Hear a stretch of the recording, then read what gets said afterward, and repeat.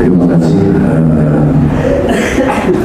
pada Al-Mukarram sebagai pembina amal yang telah membacakan ayat-ayat Al-Quran surah Al-Baqarah dari ayat 1 sampai ayat 5 yang di dalamnya berbicara tentang hidayah. Jemaah yang berbahagia, pada kesempatan ini kita akan membahas atau akan membicarakan atau akan mengkaji dan mengaji, termasuk juga akan menguji salah satu konsep di dalam Islam yang disebut atau yang kita kenal dengan hidayah. Hidayah ini sudah menjadi bahasa kita, sudah menjadi istilah yang umum.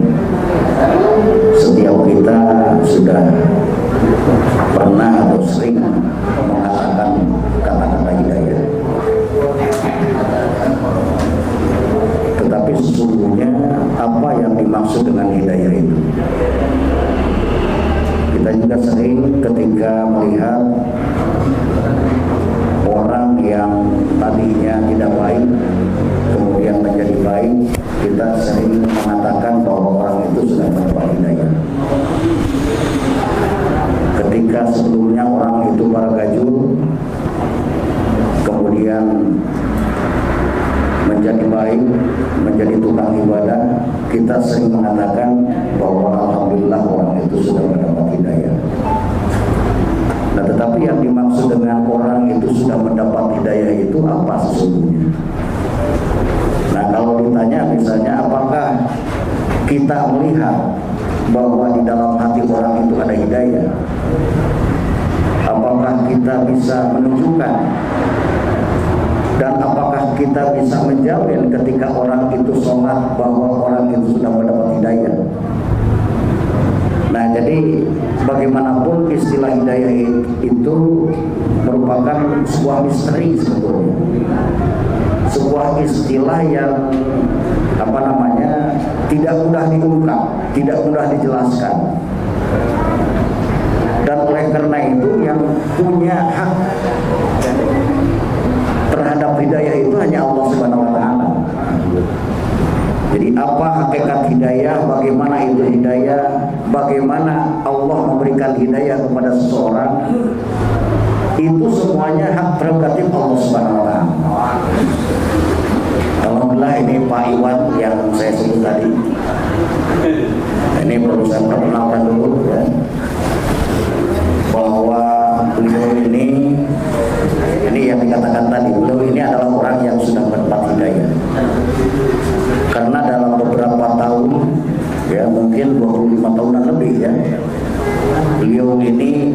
adalah di dunia keras, di dunia jalanan, atau mungkin orang mengatakan di dunia hitam, ya.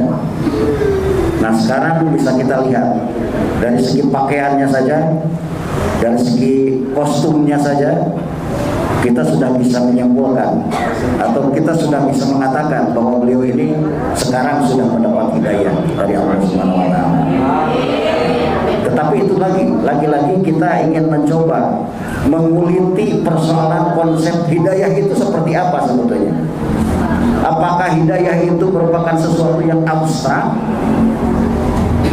atau justru hidayah itu merupakan sesuatu yang konkret, sesuatu yang mewujud di dalam kehidupan. Nah, kalau hidayah itu merupakan sesuatu yang abstrak, bagaimana kita bisa mengkonkretkan? Bagaimana kita bisa mengatakan bahwa orang itu dapat hidayah kalau hidayah itu abstrak? Nah, pada kesempatan ini kita akan mencoba mendiskusikannya, mengkaji, mengaji dan menguji melalui pertanyaan-pertanyaan, melalui masukan-masukan, karena sekali lagi ngabar ini adalah ngaji bareng, ya. Jadi sudah bisa ditangkap maknanya ngaji bareng itu semuanya kita ngaji. Artinya kita semuanya berpikir, sama-sama berpikir, sama-sama bertadabbur, sama-sama berpendapat, sama-sama bertanggung jawab terhadap apa yang kita katakan, ya. Jadi ngabar ini sifatnya terbuka. Ngabar ini makanya sejak awal ngabar ini dideklir atau diproklamasikan sebagai kegiatan atau pengajian yang sifatnya inklusif, tidak dimonopoli oleh yang ada di depan, ya. Jadi bukan hanya yang di depan ini saja yang punya kesempatan untuk berbicara, tapi semua yang hadir, semua jamaah diberi kesempatan dan ruang untuk berpendapat. Oleh karena itu jangan sungkan-sungkan nanti ketika berjalannya diskusi, kalau misalnya ada yang tidak pas dengan temuan dan pendapat para jamaah ikhwan akhwat semuanya, bisa langsung angkat tangan.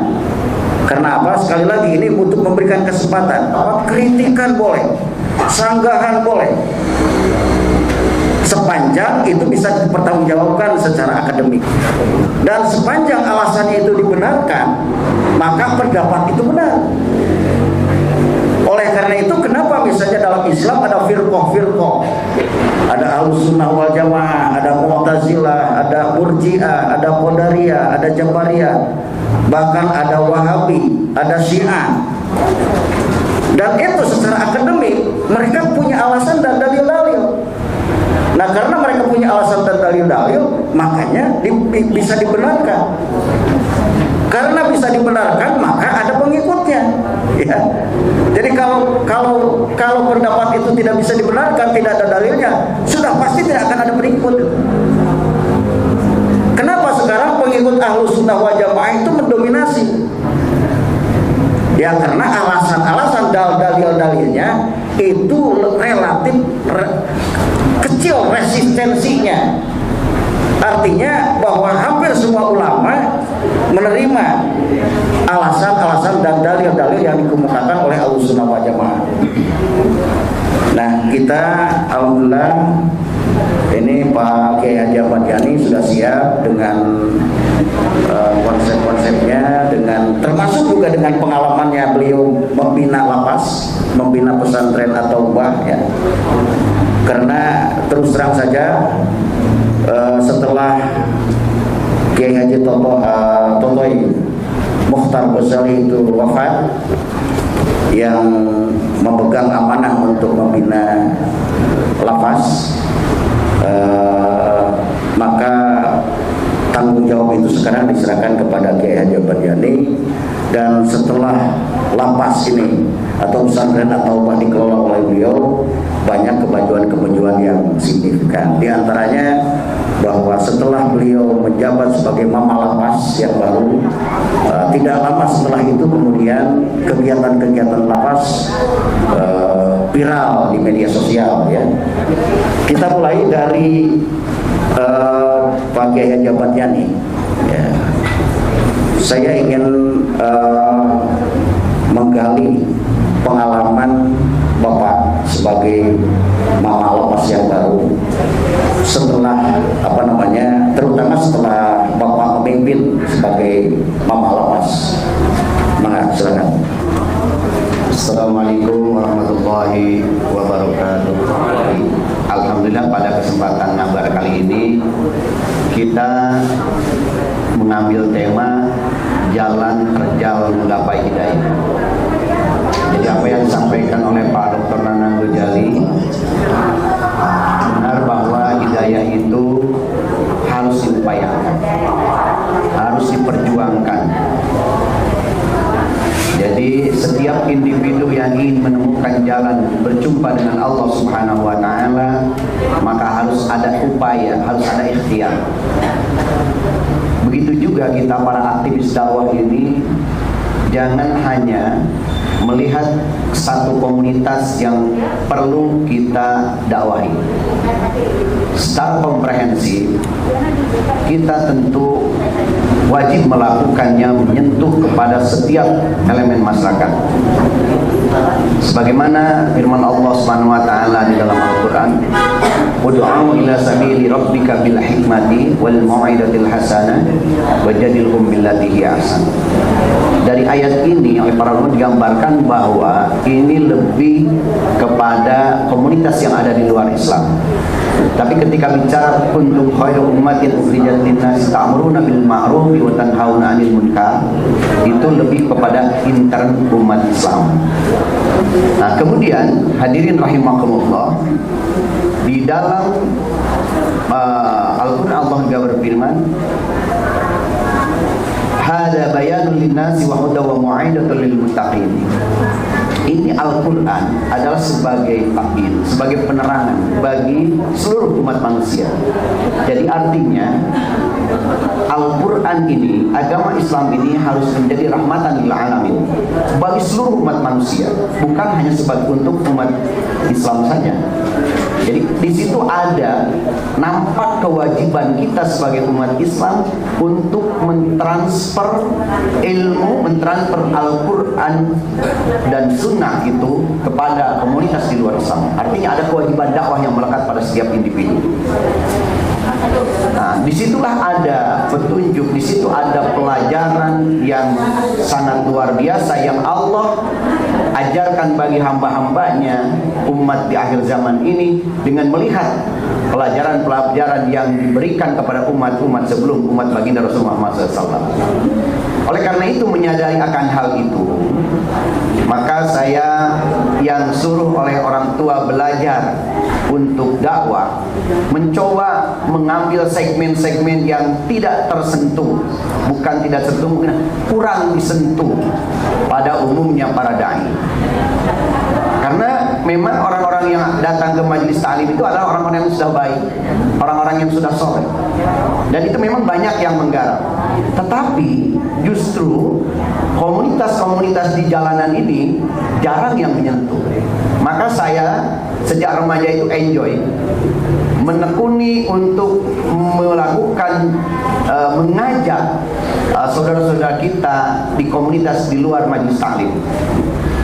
Seperti halnya misalnya di jalanan, para supir angkutan, preman-preman, dan ternyata itu mengasihkan. Dan saya menemukan sesuatu yang luar biasa bertemu dengan mereka.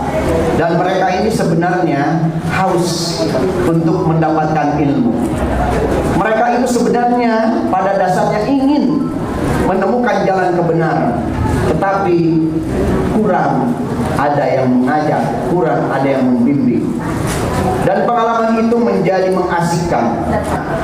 Qadarullah, saya dulu mendapatkan permajaan angkutan kota di beberapa kabupaten, maka berhubungan aja dengan preman-preman di jalan itu.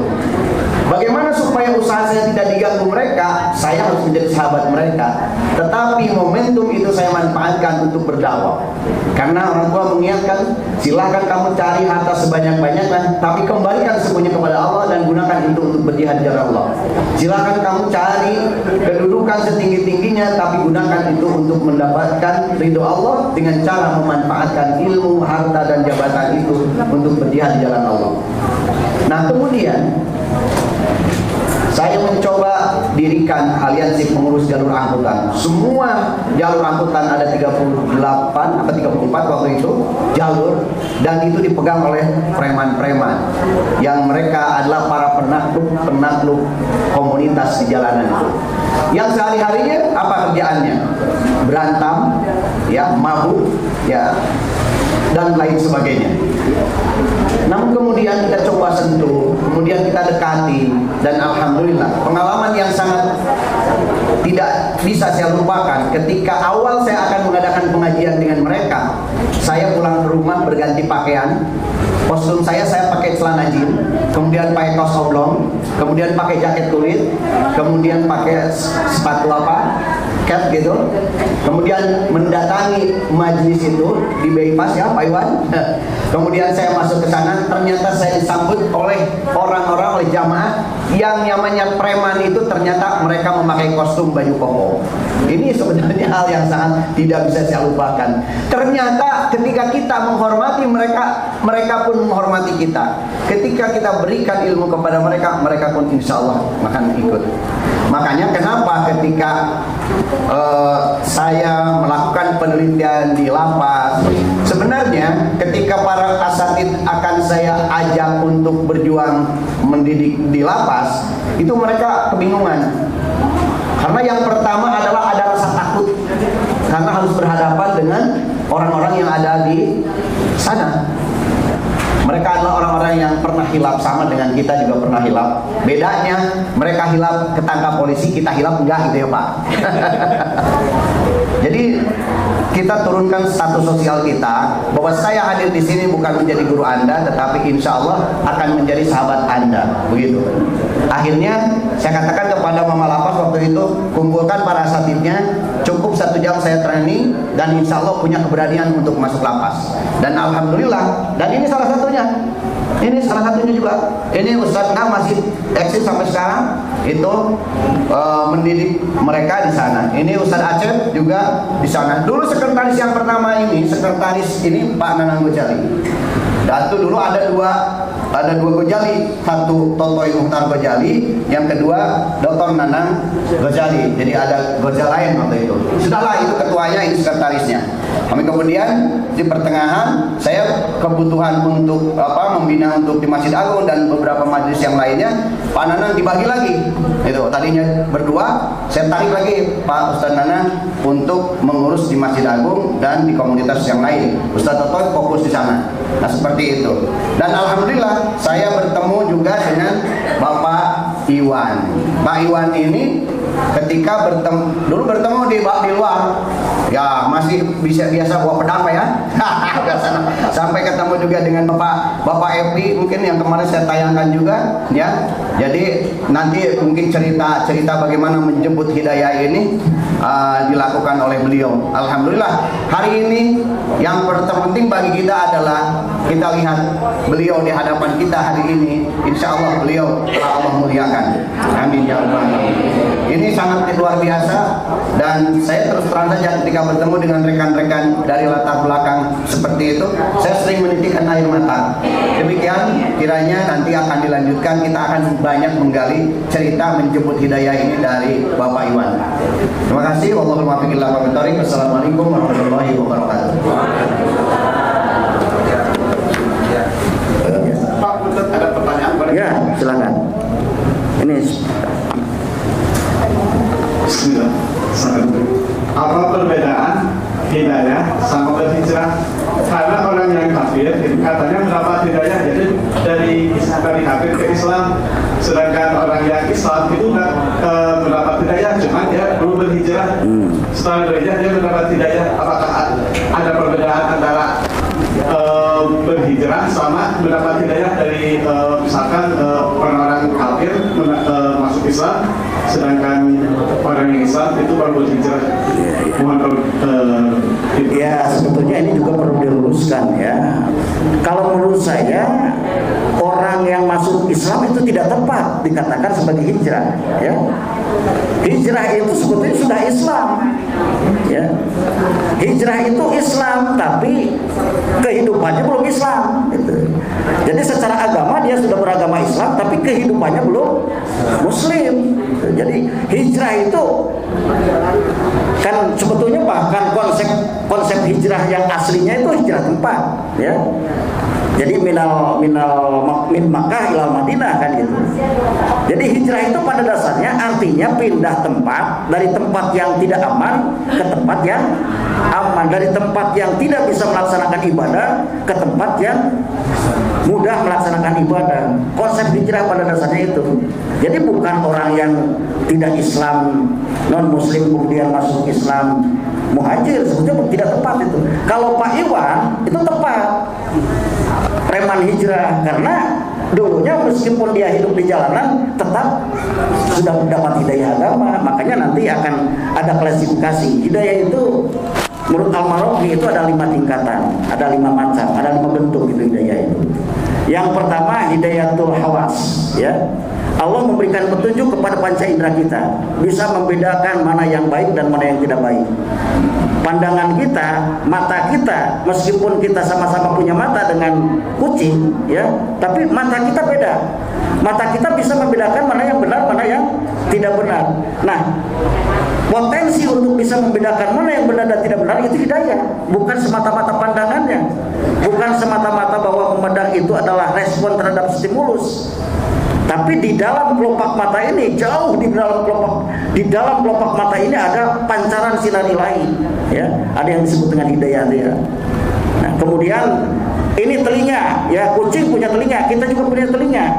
Allah memberikan hidayah kepada telinga kita, mana yang harus didengarkan dan mana yang tidak harus didengarkan, kan gitu, ya. Itu hidayatul hawas. Nah, kemudian yang kedua hidayatul ilham. Hidayah dalam bentuk ilham, ya. Ya, kita juga mungkin sudah pernah mengalami itu, ya, mendapatkan ilham, ya. Kalau bagi Rasul itu wahyu namanya. Kalau bagi manusia biasa ilham. Ilham itu adalah sesuatu yang dicampakkan oleh Allah ke dalam hati setiap mukmin, bahwa itu adalah benar, bahwa itu harus dilakukan. Ini biasanya ketika kita sudah selesai melaksanakan istikharah misalnya, ya, 2 hari atau setelah melaksanakan istikharah itu Allah memberikan sesuatu kepada hati kita, ya, untuk menetapkan dan meneguhkan bahwa itulah yang benar atau itulah pilihan. Nah, kemudian yang ketiga hidayatul akli. Nah, kalau hidayatul hawas dan hidayatul ilham itu diberikan kepada setiap makhluk, ya. Semut juga diberi ilham oleh Allah. Bagaimana dia bisa bekerja sama dengan teman-temannya dalam rangka mencari makanan, ya, dan ngabri gitu. Itu ilham dari Allah Subhanahu wa taala. Kemudian bagaimana semut itu bisa membuat sarang, laba-laba membuat sarang, ya. Itu adalah petunjuk dari Allah dalam bentuk ilham. Nah, kemudian yang ketiga hidayatul akli ini. Nah, ini khusus untuk manusia. Allah memberikan akal, bukan otak nih. Kalau otak itu fisik, kalau akal itu ruhaniah. Jadi kalau otak itu bisa dibuka, kepala kita bisa dibuka dan bisa dihitung itu sel-sel otak. Tapi kalau akal ini sesuatu yang ruhani, tidak bisa dilihat. Nah, Allah memberikan hidayah kepada akal ini untuk membedakan mana yang benar dan yang tidak benar. Nah, ini ada kelompok Islam yang disebut dengan Mu'tazilah tadi disebut. Jadi Mu'tazilah itu mendewakan akal. Meskipun tidak ada Quran, tidak ada kitab, tidak ada nabi, akal sendiri itu bisa menentukan. Akal bisa mengarahkan kehidupan kita ke surga. Itu menurut Mu'tazilah. Makanya Mu'tazilah itu tidak banyak menggunakan al-hadis, tidak banyak menggunakan Al-Quran. Mereka memberdayakan akal saja. Karena katanya dengan akal saja kita bisa menentukan kebenaran. Yang kemudian ini ditolak oleh Ahlussunnah wal Jamaah, tidak bisa. Karena tidak banyak hal-hal yang tidak bisa dijangkau oleh kemampuan akal kita. Nah, kemudian yang berikutnya hidayatul-din ini. Hidayah agama. Nah, persoalannya sekarang apakah kita beragama Islam ini karena hidayah atau karena keturunan? Nah, ini perlu dikaji ini, ya. Saya tidak pernah mencari hidayah. Pak Iwan juga mungkin yang dimaksud dengan hidayah Pak Iwan ini taufik ya, karena sudah beragama Islam. Nah, yang paling mahal hidayah ini adalah hidayah taufik. Apa bedanya hidayatuddin dengan hidayah taufik? Hidayatuddin itu nanti juga ada pembagiannya. Ada hidayatuddin itu yang berupa pancaran sinar ilahi yang masuk ke dalam hati kita. Tiba-tiba hati kita itu cenderung kepada Islam. Tiba-tiba setelah mendengarkan azan, kok saya jadi tertarik terhadap Islam. Tiba-tiba setelah mendengarkan tahrim, dan itu banyak terjadi. Setelah mendengarkan banyak orang membaca Al-Quran, tiba-tiba hati itu menjadi menjadi bergetar gitu, dan mau masuk Islam. Nah, itu artinya hidayah dalam bentuk yang sesuatu yang abstrak, sesuatu pancaran sinar ilahi yang dimasukkan ke dalam hati kita, yang bisa saja datangnya tiba-tiba. Nah, itu hidayah yang abstrak. Ada hidayah yang konkret. Hidayah yang konkret itu Nabi juga hidayah itu, ya. Al-Quran itu juga hidayah.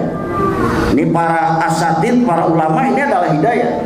Artinya bukan hadiah secara langsung dia menjadi hidayah, tapi menjadi asbab datangnya hidayah. Nah, sekarang kita mau coba menggali dari Pak Iwan ini pengalaman dari awal sampai akhir, sampai kemudian dia mantap taat ya melaksanakan ibadah. Ya, ini terus terang saja ini ya. Ini kan untuk berpakaian seperti ini perlu jihad ini ya. Iya. Perlu perjuangan ini. Kita masih belum bisa ini memakai pakaian seperti Pak Iwan ini. Karena ini sekali lagi ini memerlukan perjuangan yang berat ini. Oh, nanti dikatain apa kan gitu ya. Nah, coba Pak Iwan berbicara seluasnya. Oh, tadi sudah jawab belum tadi? Hijrah dan hidayah. Ya, hijrah itu pindah dari akhlak yang tidak baik kepada akhlak yang baik ya. Karena sudah tidak ada lagi hijrah dalam bentuk tempat. La hijrata ba'dal fath, setelah Futuh Mekah itu tidak ada lagi ya ketentuan harus hijrah. Umat Islam harus hijrah, misalnya pindah kemana, tidak bisa. Tidak ada. Yang ada hijrah ma'nawiyah. Hijrah dari akhlak yang tidak baik kepada akhlak yang baik. Hijrah dari kedua ibadah menjadi kedua ibadah. Itulah yang hijrah yang bisa kita laksanakan. Silakan Pak Iwan, waktu yang seluas-luasnya. Assalamualaikum warahmatullahi wabarakatuh. Guru-guru saya yang saya hormati, Bapak Dr. Nanang Gonjali, Bapak Yani, dan guru saya Pak Daposati, Pak Acep, semuanya. Saya yang mengalami pada saat itu memang hidayah itu tidak mudah. Yang sudah dikatakan guru saya itu tidak mudah mendapatkan suatu hidayah itu perbandingan antara 1000 atau itu. Toh itu juga hidayah kalau kita mau diterimanya atau tidak. Yang saya alami sendiri ketika saya sudah dikatakan oleh guru saya tadi, ketika saya hijrah dari tempat yang hitam yang kelam, saya hijrah dari tempat yang kelam ke rumah. Kurang lebih saya 3 bulan di rumah dengan niat tidak ada lagi untuk menghindari kecanduan dari narkoba maupun minuman. Saya berusaha keluar dari itu, dari kelam ke rumah. Selama kurang lebih yang saya alami 3 bulan, sampai saya yang sudah dikatakan mendapat ilham kepada saya. Kalau saya hanya hijrah dari tempat yang kelam ke rumah, kalau saya tidak didasari oleh agama, saya tidak ada perubahan, Pak. Tidak ada perubahan sama sekali. Ketika itu saya ada perasaan ingin keluar, Pak. Baru aja saya keluar itu cobaan udah banyak. Wah, baru masuk ke masjid aja katanya hujan angin, Pak. Hujan angin, wah, jangan eta tuh. Hujan angin lah, kayak benar gitu. Saya lampaui, saya alhamdulillah pada waktu itu saya mengikuti tausiah di Masjid Agung pertama kali yang diselenggarakan oleh guru saya. Pada waktu itu saya menatap wajahnya. Kasep. Karena saya telah mendengar dari para ulama, kalau kita memandang ulama memandangnya saja udah mendapat pahala Pak. Jangan memandang saya, memandang Pak Ulama itu. Memandang Pak Ulama udah dapat pahala, alhamdulillah. Dan ketika itu saya belajar dari keterpurukan saya. Ketika saya ada di jalanan, ketika saya pulang ke rumah, ketika saya ada di jalanan, saya berhijrah ke rumah. Berulang terus saya keluar mendengarkan suatu tausiah masuk ke masjid, dan alhamdulillah saya mendapatkan suatu hidayah yang tak terhingga gitu.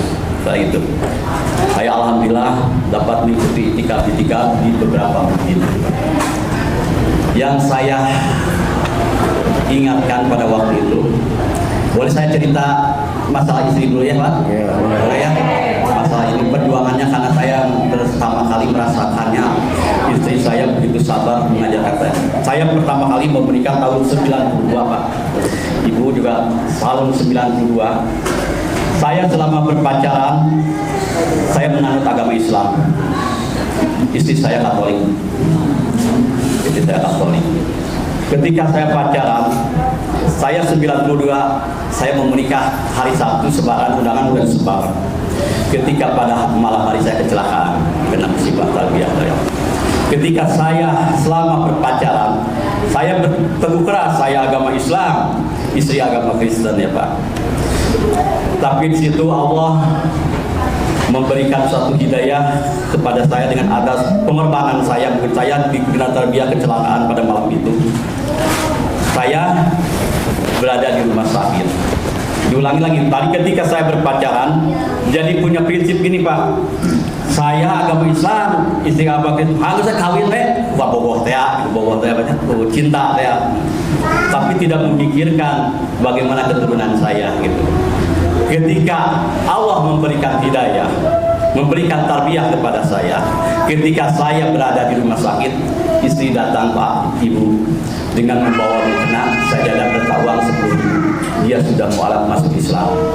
Disitulah bahwa hidayah Allah itu kadang-kadang perlu ada pengorbanan, perlu ada usaha. Ketika saya waktu pacaran susah, udah ikut dia macam nanti susah gitu. Tapi ketika saya dikorbankan kecelakaan pada waktu itu, alhamdulillah Allah memberikan dari suatu tarbiyah kepada saya, hidayah kepada istri saya pada waktu itu. Itu belum menikah, belum jadi istri. Dia cuma datang ke rumah sakit di Cianjur ketika saya mata kena.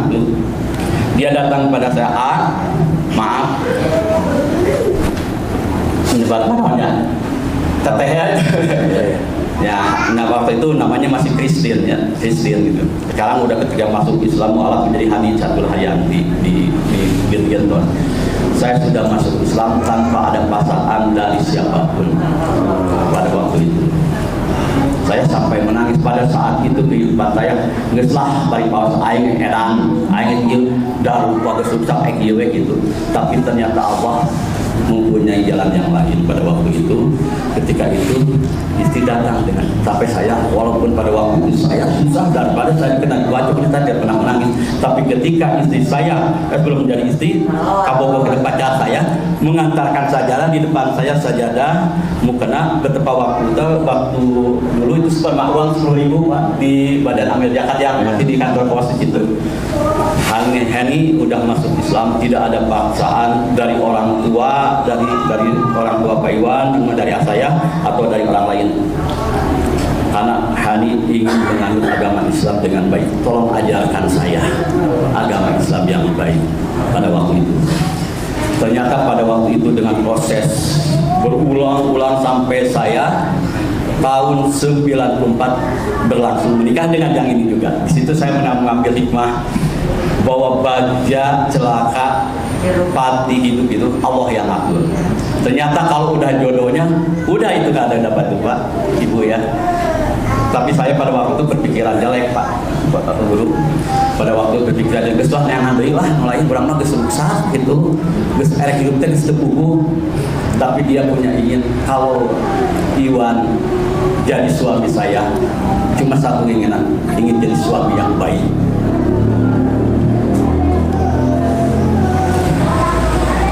Yang dapat membimbing saya katanya bagaimana caranya mengajarkan Islam, agama Islam Islam karena saya dengan Islam adalah agama yang terbaik.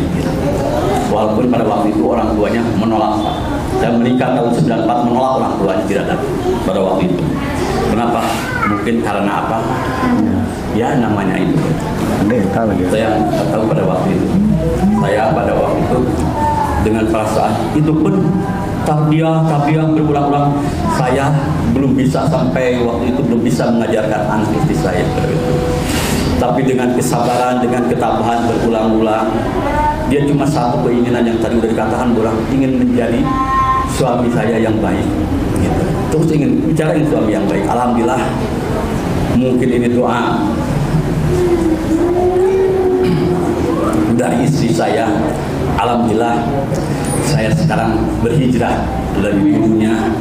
Prosesnya keluar masuk yang sudah dikatakan Bayani, tadi saya pernah bertemu dengan saudara Bayani 2016 kalau nggak salah, saya bertemu, saya belum video, Pak, saya ini sebetulnya ingin baik, tapi tidak ada jalan kemana saya harus berjalan, Pak. Yang menuntun saya kemana saya ingin baik, Pak. Tapi mungkin dengan proses bergulirnya waktu, mungkin yang tadi sudah dikatakan bahwa hidayah ini tidak sempurna kalau tidak kita usahakan sendiri. Kalau kita tidak mau berubah sendiri, alhamdulillah saya berhijrah pada itu karena mungkin doa dari istri saya pada waktu itu. Saya kepada istri, Mama, Bapak yang benar, izinkan Bapak itikaf 3 hari di masjid pada waktu itu. Sampai ya Bapak, Mama doakan. Tapi tarbiyah demi tarbiyah tidak semudah yang itu, bagaimana kemudian dari Allah. Ketika saya ada di masjid, saya ceritakan, istri saya datang, saya aneh, kok saya diam di masjid dikejar-kejar, suruh pulang, Pak, suruh pulang di masjid. Terus saya datang lagi, kalau saya betul kan mengikuti kegiatan jamaah tabligh, belajar dari memperdalami ilmu agama, terus belajar kepada guru saya, Bayani, pada semua. Datang juga ke sana. Saya berpikir begini, ya Allah, saya ini ingin benar, kok susah banget, gitu ya, susah banget. Kenapa istri juga ternyata di situ? Oh, baru ketemu sekarang, Pak. Wah, itu hati ya, godaan. Jadi setan pada intinya terido berkasarnya iya gitu. Buat jelema anu kurang geus dipupuk selama di terminal, di pasar itu, di jalan-jalan 20 tahun benang 60 kurang gitu tah eta kan. Terido dina kasar bahasa Indonesia terido gitu ya teh. Dipupuk terus di ieu segala rupi gitu. Abdi teh budak-budak itu teh aneh, abdi berpikiran begini, Bapak-bapak, Ibu-ibu ya, yang saya hormati. Ketika saya ada di pasar atau di pasar itu atau di terminal, belum pernah lah dalam keadaan tidak baik. Bukan saya menceritakan aib, tapi ini saja sekedar untuk motivasi aja, memberi semangat saja ya. Tidak dikejar sama istri, kenapa? Mungkin karena itu sesuai dengan setan berarti kelakuan. Jadi itu mudah-mudahan ya. Tapi ketika saya ada di masjid dikejar sama istri, wah, ini mah berlawanan berarti ya. Diudahkan nanti jadi kejar-kejar sama istri, Bapak pulang. Mama, Bapak juga bikin sampai 3 hari. Bapak ingin belajar itikaf. Gitu. Udah 1 kali gagal, kedua kali kejar datang lagi, setan puas sebenarnya. Nganak incu, Pak, incu, anu alit. Anu di abdi kan di Al-Huda tadi masjid ya di Joglo di rekan Nabi almarhum Pak dongkak sarang incu. Api pulang. Ya Allah, aya naon deui ya Allah. Gitu lah kita izin kan, nyata udah malu gitu. Abi izin ke Amir kan pada waktu itu Abi mengikuti keresan ayah Amir di Bogor, Abu Ilyas keresan Amir. Abi izin ayah istri di depan, boleh saya menemuinya? Silakan Pak Iwan. Istri sampai bicara, ya udah saya ngabi dan saya sudah tutup, tidak bicara. Wah, Allahu Akbar, Mama tersilah. Bapak nyungkeun sertifikatnya 3 hari beres itikaf di masjid dia. Lamun mama kedenting Bapak eueuh, Bapak bade leuwih edan Bapak keluar. Tadi ditungguan eta setan teh ngado. Setan teh baren abdi berpikiran eta lamun dina tentara si kopral. Maksud si kopral teh bedungkung tah istri abdi mah teu kieu. Bager. Nah, ieu beleguk teuing ka abdi tunjuk tadi jalan. Mama izin tong di jalan tapi kalau dari tangan sampai menjalan ibu langkung lebih baik di rumah saya. kamu diam katanya. Iya masalah orang keluarga, nah masalah pribadi. Nah, Allahu Akbar. Sampai saya tadi sampai mengeluarkan kata itu bukan karena di dalam hati, cuma iya saya berpikiran yang udah dikatakan tadi. Ketika saya diam di pasar, ketika saya diam di terminal, belum pernah dikejar Pak Wi. Oh iya mas setan menyerupakan istri asup karena jiwa istri gitu. Yang nggak goda abi itu benar gitu. Lamun eta abi itu benar tiru dinten eta abi mungkin mau pernah kan dulu abi. Kata abi mah pati lupa dinten eta sampai abi bertahan eta sampai abi uit teh abi ketika saya pulang pas 3 hari itu kata Amir dari Abu Yahya dia mualaf juga kebetulan Pak Iwan ketika pulang mau ke rumah tolong pergi ke Makomi dulu kita sholat ataitul masjid sholat 2 ketika itu pulang jam 9 saya berpikiran berburuk sangka pada Allah wah balik ribut ya gitu tapi saya berpikiran makai ribut gitu saya berpikiran kunaon makai ribut kurangnya kan sedang kurang teh ada di masjid gitu diam di masjid titik di pasar titik di terminal diam di masjid ribut pikiran teh bertarik belakang karena di awalnya dari tarbiyah yang pertama kedua sampai yang mau ketiga ini saya wah tapi saya la haula ketika saya mengetuk pintu assalamualaikum yang dulu saya bukan pernah mengetuk pintu Pak berbilang assalamualaikum hanya saya dengan kaki buka saya masuk ke luar tidur ketika saya berkata assalamualaikum istri saya datang Bapak baru pulang Allahu Akbar kita tinggalkan ya kita cium tangan dia salin cium tangan alhamdulillah Bapak terus beresnya alhamdulillah maaf nah Bapak teh karesan hayang fitness ai maksud fitness teh hayang nyeuseul da kata guru saya janganlah mengeluarkan ucapan atau kata karena di kata-kata ini banyak kesalahan berikram abi ikram nyeuseul nu biasa tara nyeuseul ngepel eta ai tinggi preman nyeuseul preman itu kata tapi saya tidak putus saya mah Bapak lelah Bapak minta air minum dia adanya air minum baru saya cerita Pak Ustaz ya mah kunaon kemarin Bapak diam di masjid Mama sih kalau tetanggaan katanya kamu tuh hapunten Pak mohon maaf Pak Mama hilang Mama lepas aneh aja kan aneh gitu ai di awal di satu pertama kedua gitu ai katina ketika Bapak keluar ketiga hari ada yang datang kepada saya Bapak Ibu katanya suamimu sedang belajar guru fisabilillah keluar di jalan Allah maksudnya dari rumah itikaf di masjid orang lain gitu semua keluarganya Allah jaga sampai 11 keturunan dia cuma bicara begitu ketika saya mendalami dari lama ke lama hampir kurang lebih 1 bulan ternyata ada apa di situ ketika orang keluar huruf fisabilillah Allah akan jaga seperti Allah menjaga Nabi dan Rasulnya bukan menjaga raja-rajanya gitu nah gua abi cak apa itu datang lagi sih saya sampai istri kita apalin kan Allahu Akbar eta hidayah abi karena hidayah kan jantan istri pada waktu itu teh abdi sampai bengong gitu sah eta dumah abdi dari mutan ngamalika dan terang gitu sampai aya kata-kata gitu sampai isi oge paribasana abdi menyuruh rekan-rekan sesama dia masuk doka pemui Bapak aya di tenang teu angkat keluar teu angkat ke terminal tapi dah ke terminal ka pasar teh dijemput teh ditaros kira ieu dia berarti abdi ngaregreugeun bilang gawat Pak gawat wih nah siga anu bade perang gitu siga anu bade kumaha gitu nya ya Allah tadinya ketika kita betul-betul kalau itu sampai hidayah saya batalkan saya pulang saya punya keyakinan cuma 2 kalau sampai hidayah itu saya ambil kapan lagi hidayah akan datang pada diri saya dan mungkin tidak akan bertemu dengan orang-orang soleh di sini Pak kalau tidak yang kedua kalau saya melangkah celaka atau mati saya celaka alhamdulillah saya kalau itu bebas sukses tepatnya si setan tadi siksa aku raja iblis namanya gagal maring ngelawan juga pemerintah gitu. Nah, pada waktu itu alhamdulillah saya singkat cerita alhamdulillah saya sampai mendalami agama-agama alhamdulillah sekarang saya sudah mengajarkan Al-Quran pada istri saya yang malam sudah subuh atau maghrib mengajarkan tausiah ta'lim karena yang bilang dulu saya sampah masyarakat banyak bilang kepada saya tapi sampah masyarakat yang sudah dimodifikasi atau didaur ulang oleh para guru-guru saya Bayani Pananang Gali berserta di jamaah tabligh saya belajar gitu. Sebagai istilahnya kalau di jalanan saya mungkin nyapu-nyapu membersihkan. Yang pernah teman-teman di jalanan saya ajak-ajak untuk masuk untuk beribadah. Jadi saya juga mohon masukan ke para kiai, para dai, janganlah merasa malu mengajak orang-orang jalanan.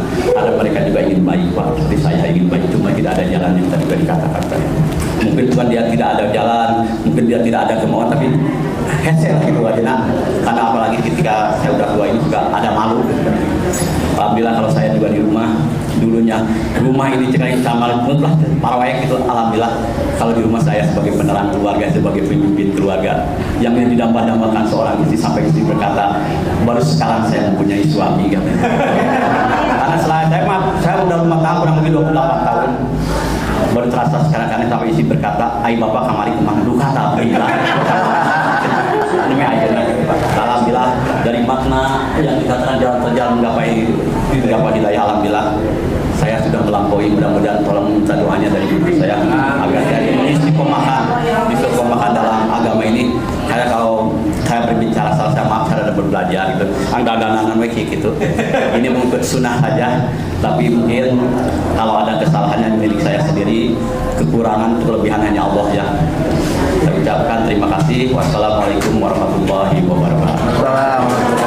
Alhamdulillah ya sudah sampai di ujung acara. Ada pertanyaan? Silakan. Masih 5 menit. 2 menit pertanyaan. Assalamualaikum warahmatullahi wabarakatuh. Salam. Pertama ada kaitan dengan judul Pak Ustaz. Kan kita biasanya selalu mendengar bergandengan antara topik dan hidayah. Ini kan judulnya kerja menggapai hidayah. Apa satu sama lain berdiri sendiri atau seperti nilai uang? Padahal itu kan ada dua belah kali, ada nilai intrinsipnya dan nilai nominalnya. Itu pertama. Itu keduanya kayak ini kan selalu saya dengar kalau orang udah selesai masalah tanah itu pertimbangan satu berkelakuan baik gitu.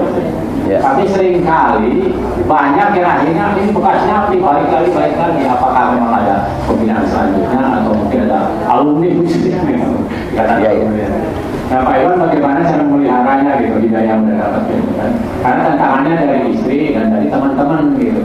Kan kalau kita seperti merokok gitu, udah berhenti kadang-kadang berhenti, tapi tawaran yang lain kan banyak. Ya. Terima kasih ya. Saya akan jawab dari pertanyaan Pak.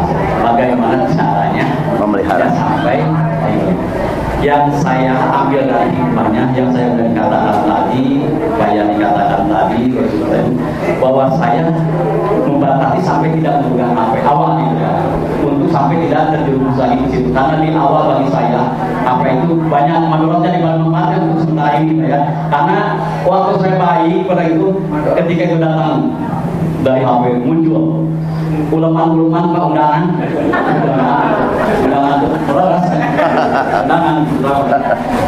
Abi kalau satu judian oke, ketika Abi menuju gimana lemah, harus sekarang gitu Pak. Tahu untuk menjaganya jangan sampai kita terjerumus lagi ke sana. Yang saya sudah alami pengalaman saya pertama, saya jauh dari HP, jauh berkumpul dengan orang-orang yang dulu pernah saya jauh saya hijrah dulu, hijrah total. Saya bergaul dengan ya guru-guru saya para ibu ya. Jadi supaya tanah lebih dominan, lebih besar. Kalau kita mau hijrah tetapi masih berkumpul, saya katakan tidak mungkin dia akan baik. Kenapa tidak baik ya? Karena mungkin ke bawah lagi. Yang saya alami ini, yang sudah tadi katakan, saya belajar menjauh dari HP dan berkumpul dengan orang-orang itu berhijrah dulu, jauh dari itu. Ya, Tapi silaturahmi ya, tapi ketika saya udah berkembang, saya datang standby, pulang lagi, kasih masukan. Tapi tidak selalu terjun di tempat. diajar gitu. Betul. Kalau proses layak. Nah, kalau dulu saya mengajar dalam dunia maksiatan, karena saya ajak untuk jangan tinggalkan yang waktu saat kita ada dia, tapi saya akan lagi. Mudah-mudahan dengan ucapan maupun saya mengajak berdakwah dengan ayo sholat kita mudah-mudahan Allah kasih hidayah. Amin. Sekian. Assalamualaikum warahmatullahi wabarakatuh. Salam warahmatullahi wabarakatuh. Alhamdulillah, wassalatu wassalamu ala rasulillah.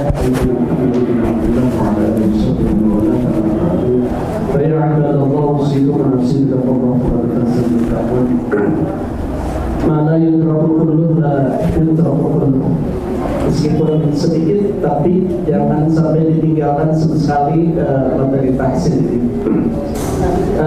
Terlebih dahulu ingin saya fokuskan perhatian kita mengenai tahsin kita, karena pada sesi ini sesuai dengan jadwal kita akan optimalisasi di kemampuan kita membaca suratul Fatihah.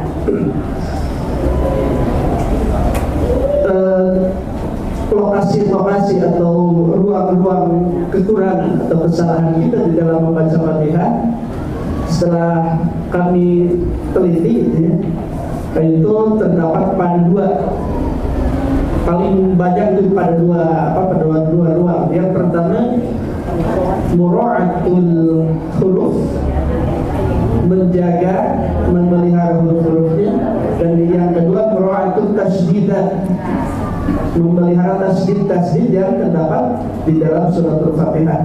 Adapun mura'atul harakat itu saya yakin tidak ada di antara kita semuanya yang salah memberikan syakal di dalam Fatihah. Jarang, sangat tidak kami dengar ada seseorang membaca suratul ladzina an'amtu alaihim atau gimana gitu ya.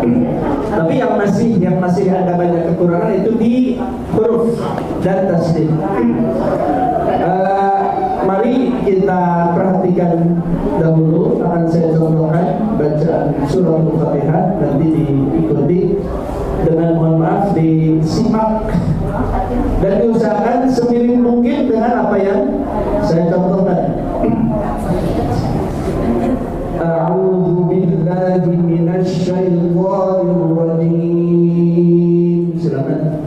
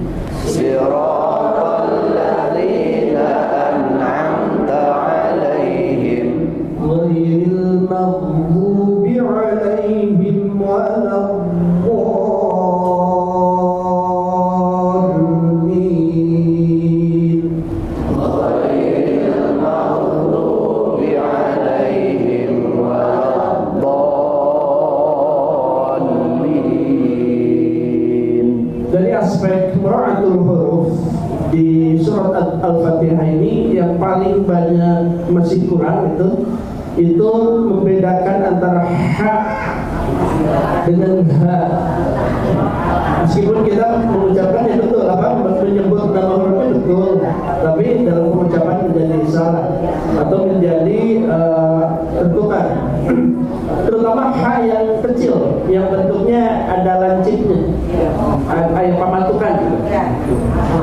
Tidak jarang kita mendengar apakah itu orang lain atau kita sendiri bahkan membaca seperti ini. Bismillahirrahmanirrahim. Alhamdulillahi rabbil alamin. Ar-Rahmanirrahim. Itu masih banyak terdengar. Itu sebisa mungkin itu harus sangat diperhatikan. Hak yang lancip tersebut itu saya ibaratkan bahasanya itu sembriwi, ngahiliwir, ngahalawar, dingin. Bismillahirrahmanirrahim.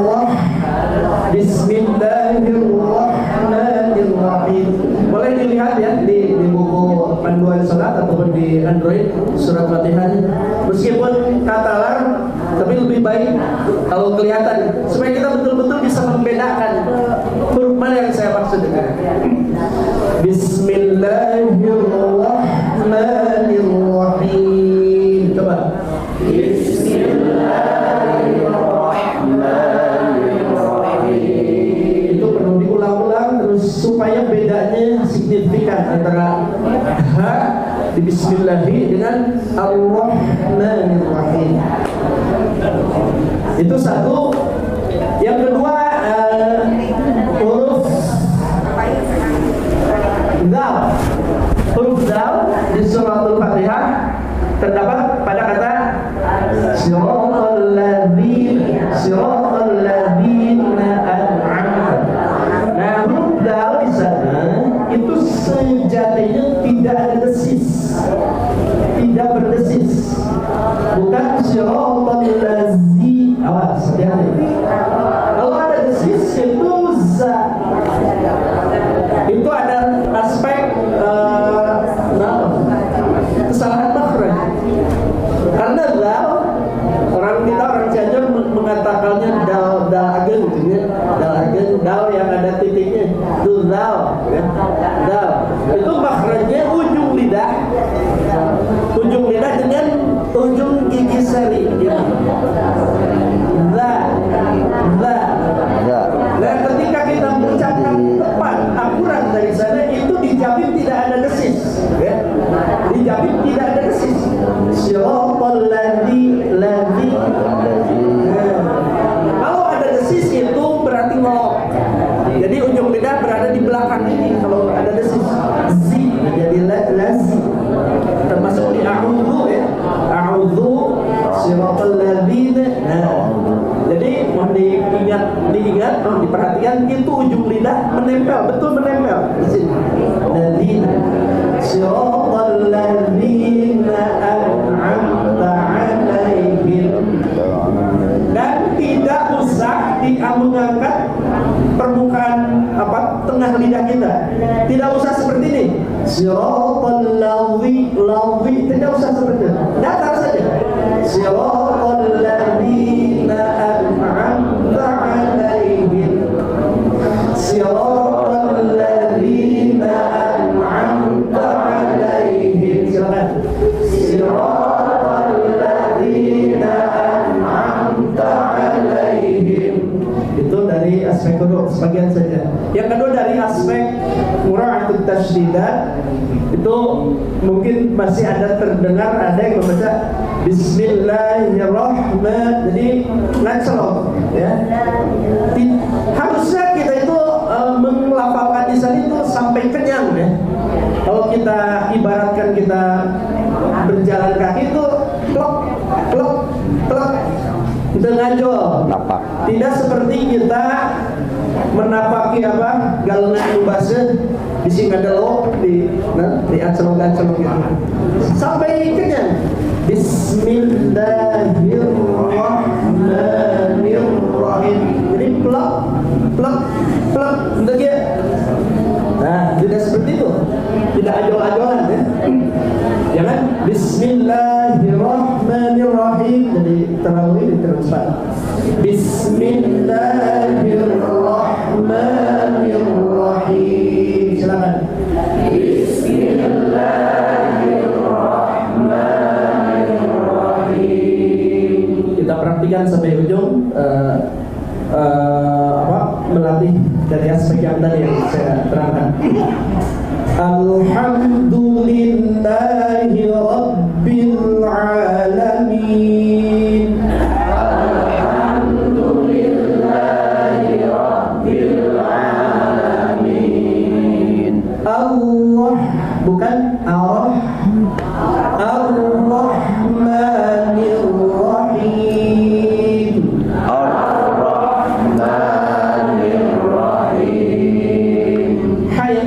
Yang kedua him.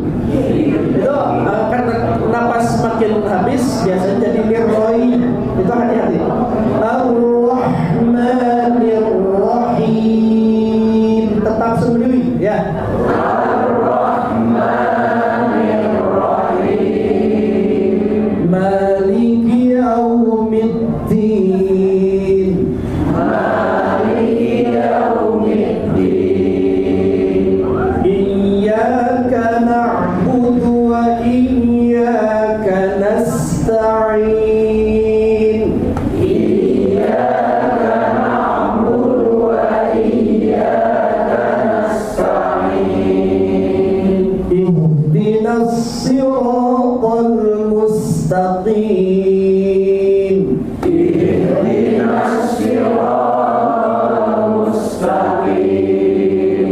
صراط الذين أنعمت عليهم صراط الذين أنعمت عليهم غير المغضوب عليهم ولا الضالين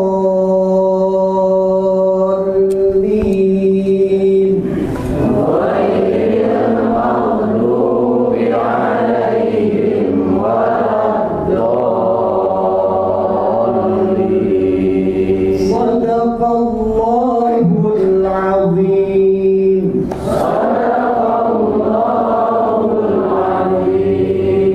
Mudah-mudahan dapat dipahami dan dapat kita praktikkan, ya. Dan terus harus dilatih. Dan insya Allah ke depan 2 Sabtu ke depan masih tetap akan melatih Fatihah. Dan insya Allah semuanya kebagian dites, ya. Dites karena itu perlu. Itu saja yang dapat saya sampaikan. Assalamualaikum warahmatullahi wabarakatuh. اللهم صل وسلم وبارك عليه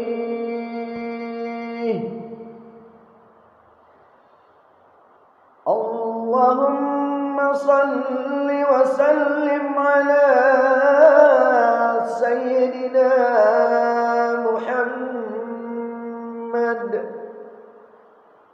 البشير المبشر المؤمنين